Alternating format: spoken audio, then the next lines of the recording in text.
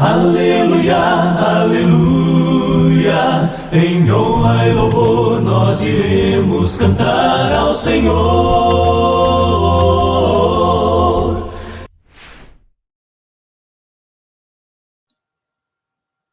Olá pessoal, Edivaldo, mais uma vez. Terminamos a parte 4 da nossa lição e gostaria de incentivar você a dar continuidade assistindo a próxima parte, para que nós possamos continuar crescendo juntos na graça e no conhecimento do nosso amado Jesus Cristo. Que o Senhor te abençoe e te guarde.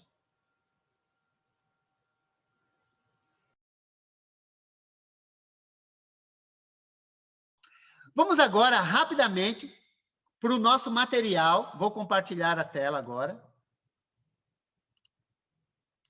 Para o nosso material.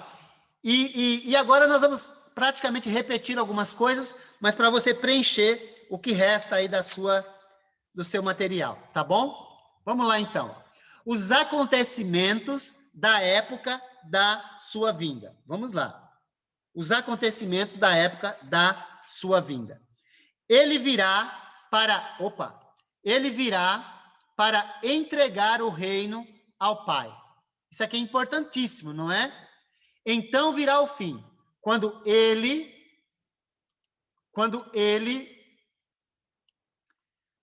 entregar o reino ao Deus e Pai, quando houver destruído todo o principado, bem como toda a potestade. É interessante porque Jesus, quando vier, ele vai entregar o reino. Aí eu pergunto, que reino que os pré-milenaristas dizem que ainda não começou, não é? Aí sabe o que eles vão fazer? Você sabe o que eles vão fazer? Aí você, não sei qual é o seu pensamento sobre isso, mas sabe o que eles vão fazer? Eles vão introduzir o milênio no meio dessas palavras aí que você acabou de ler. Eles vão dizer que no meio aí tem 1000 anos, e ninguém está vendo, só eles, né? Só eles que estão vendo, tá bom? Enfim, mais uma doutrina estranha àquilo que Paulo está falando. Por quê? Portanto, Cristo não virá para estabelecer seu reino, como há quem afirme, mas entregar o reino, que já foi iniciado no dia de Pentecostes. Ele começou a reinar quando estabeleceu seu reino, sua igreja, no dia de Pentecoste. O apóstolo Paulo, no mesmo trecho ali de 1 Coríntios, ele explicou que Cristo reinaria até o último inimigo ser destruído. Falando do quê?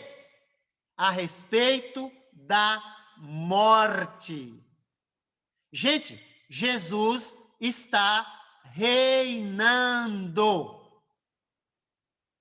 Se você acredita, tudo bem. Se não, nós respeitamos. Mas olha o que Paulo vai dizer em 1 Coríntios capítulo 15, versos 25 a 27. Dá uma olhadinha lá, rapidinho. Apesar do tempo o tempo ser nosso inimigo nesse momento. Mas eu vou ler, eu tenho que ler porque pense numa consciência pesada, é a minha. Se eu só falar e não ler, aí eu fico com a consciência pesada, tem que ler.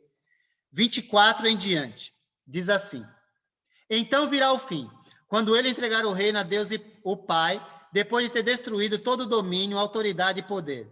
Pois olha lá, presta atenção nessa palavra. É necessário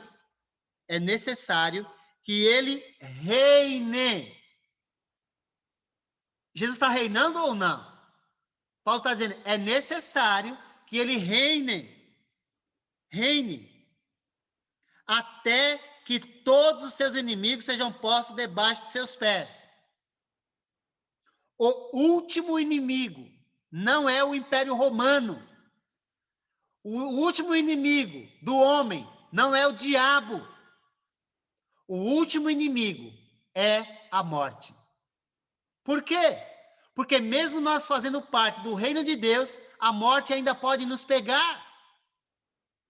Mas como diz Paulo, a morte não tem domínio sobre nós. Mas é nosso inimigo. Causa terror em algumas pessoas, não causa? Mas a morte, ela é o último inimigo a ser destruído. Paulo também explicou que a morte será destruída quando Jesus vier para ressuscitar os mortos em Cristo e transformar os que estiverem vivos. Interessante isso, porque quando Jesus voltar, se você estiver vivo e eu também, passaremos por um processo de transformação. 52, eu vou ler também, senão a minha consciência não vai ficar em paz.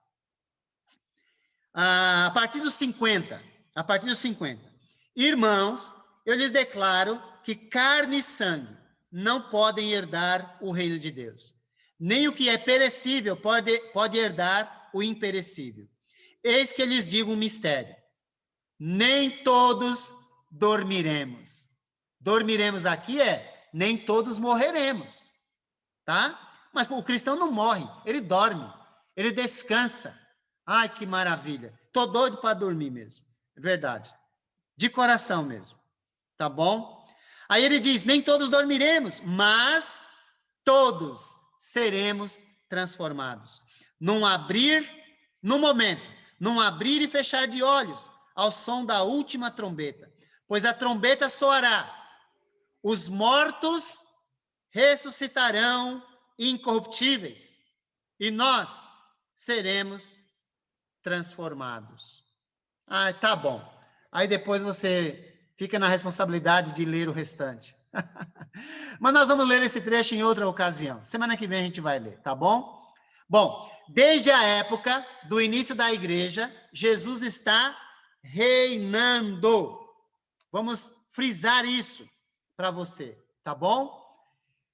E domina entre seus inimigos como soberano dos reis da terra.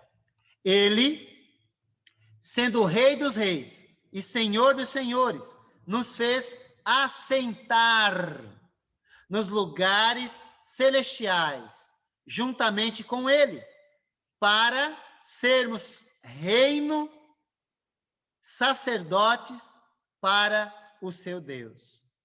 Não é bom isso? Como eu gostaria de ter mais tempo para falar sobre o fato de sermos reino e sacerdotes de Deus. Poxa, que maravilha, é muito bom isso. Mas, vamos lá. Assim como cidadãos do reino, os cristãos reinam com Cristo espiritualmente por um período completo de tempo, representado em Apocalipse 24 por 1000 anos. Por isso somos guardados, protegidos pelo poder de Deus para a salvação preparada a revelar-se no último tempo. Os 1000 anos de Apocalipse, eu já estou fazendo parte dele. Eu estou reinando com Cristo por esse período representativo de 1000 anos, que na verdade significa um tempo completo, pleno, pois um dia para Deus é como 1000 anos, e 1000 anos é como um dia. Simbólico, tá ok? As misericórdias de Deus durarão até 1000 gerações. Aí depois acabou? É óbvio que não. É somente para mostrar que a misericórdia de Deus não tem limite, especialmente para aqueles que o obedecem.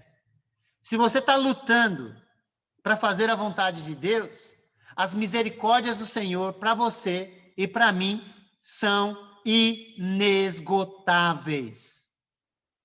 Elas se renovam a cada manhã para os fiéis. Então, elas não vão durar um tempo, mas 1000 gerações. Ou seja, não tem fim. Não tem fim. Tá bom? Espero que você se regozije com isso, porque eu estou me regozijando. Tá bom? Tudo isso ocorrerá por ocasião da sua vinda.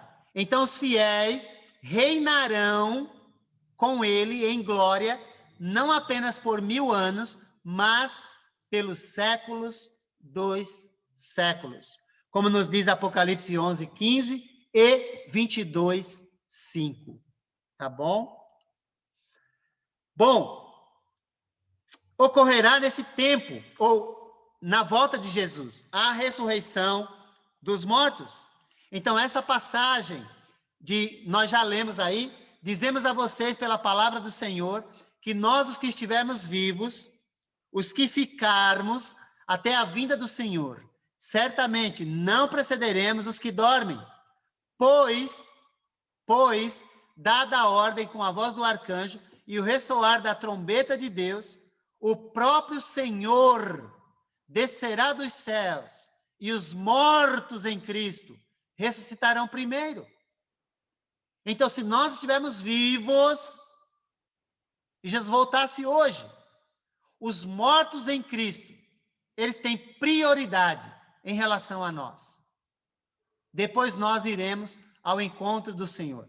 Esta passagem ensina justamente isso, que os justos que morreram serão ressuscitados antes dos justos vivos serem transformados.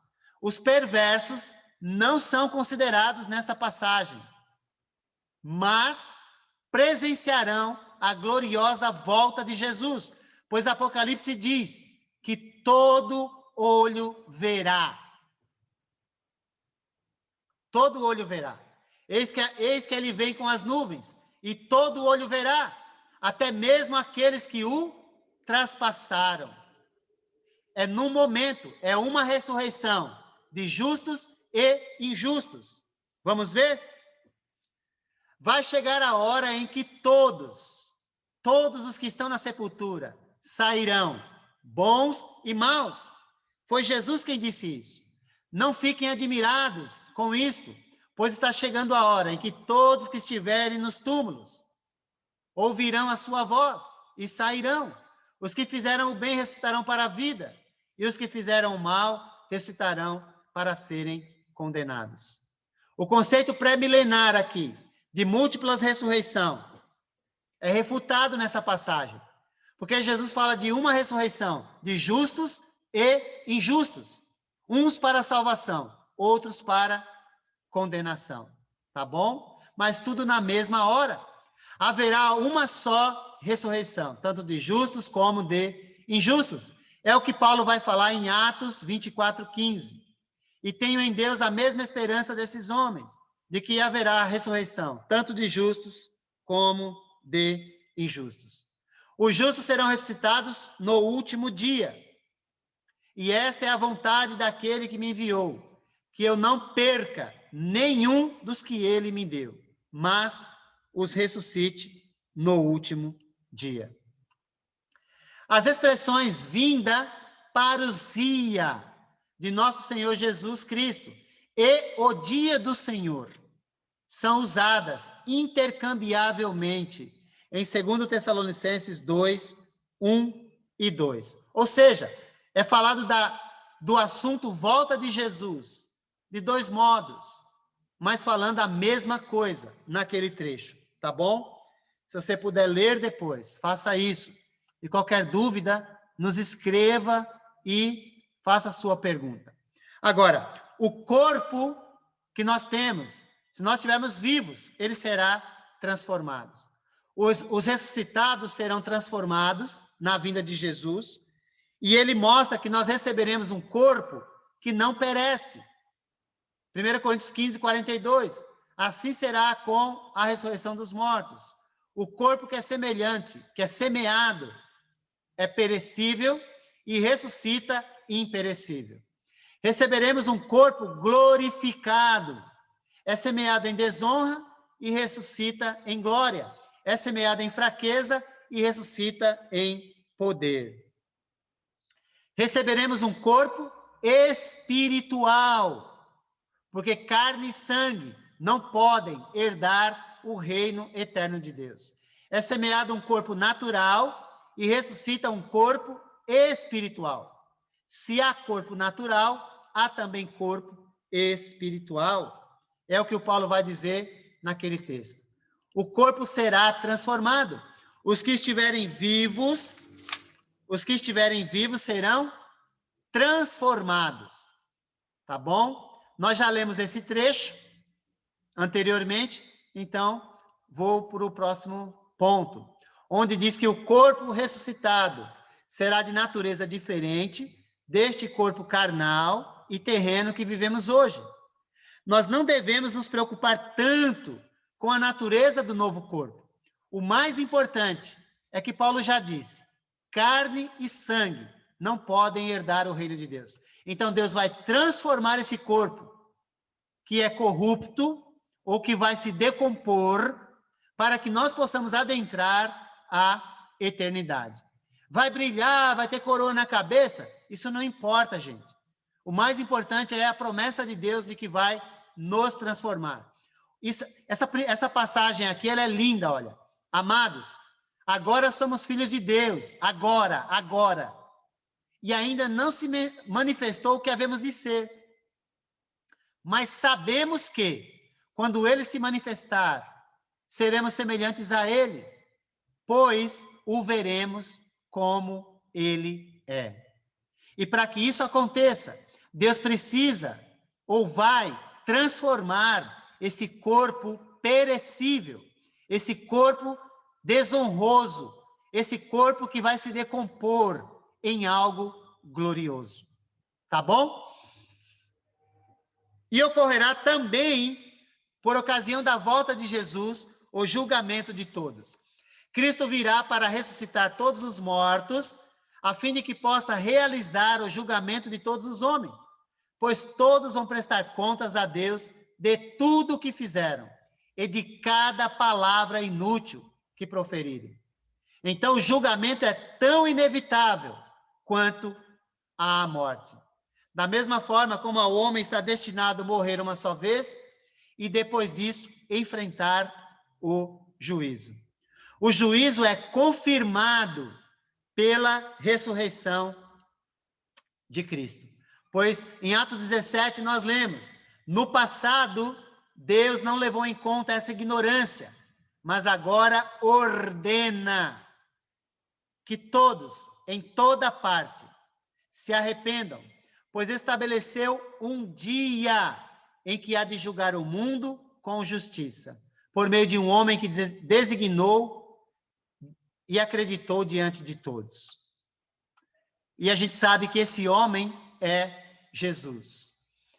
Todos estão incluídos no julgamento. Portanto, Romanos 14:10 nos diz: por que você julga seu irmão? E por que despreza seu irmão? Pois todos compareceremos perante o tribunal de Deus. Assim, cada um de nós prestará contas de si mesmo a Deus. Então, antes da gente pensar em como será, precisamos pensar em como estamos vivendo. O que estamos falando. Porque é isso que importa nesse momento. O padrão de julgamento será os livros da palavra de Deus. Apocalipse 20:12 diz: vi também os mortos, grandes e pequenos, em pé diante do trono, e livros foram abertos. Outro livro foi aberto, o livro da vida. Os mortos foram julgados de acordo com o que tinham feito, segundo o que estava registrado nos livros. Deus, ele tem ciência de tudo aquilo que a gente fala, de tudo aquilo que a gente faz, de tudo aquilo que a gente pensa. Por isso, nós dizemos e reafirmamos: a salvação é pela graça, mas a graça exige mudança de nossas vidas, tá bom? Os que pecaram debaixo da lei de Moisés serão julgados pela lei. Paulo vai dizer isso em Romanos 2. Todo aquele que pecar sem a lei perecerá. E todo aquele que pecar sob a lei, pela lei será julgado. Mas nós seremos julgados pelo Evangelho. Todos que vivem na dispensação de Cristo seremos julgados pelo Evangelho. Isso tudo se verá no dia em que Deus julgar os segredos dos homens mediante Jesus Cristo, conforme o declara o meu Evangelho. Pois Paulo diz: não me envergonhe do Evangelho, que é o poder de Deus para a salvação de todo aquele que crê. Então, a Bíblia, ela declara que o padrão do julgamento será as palavras de Jesus e a lei da liberdade. Nós já lemos esse trecho, olha, João 12, 48. Há um juiz para quem me rejeita e não aceita as minhas palavras. A própria palavra que proferi o condenará no último dia.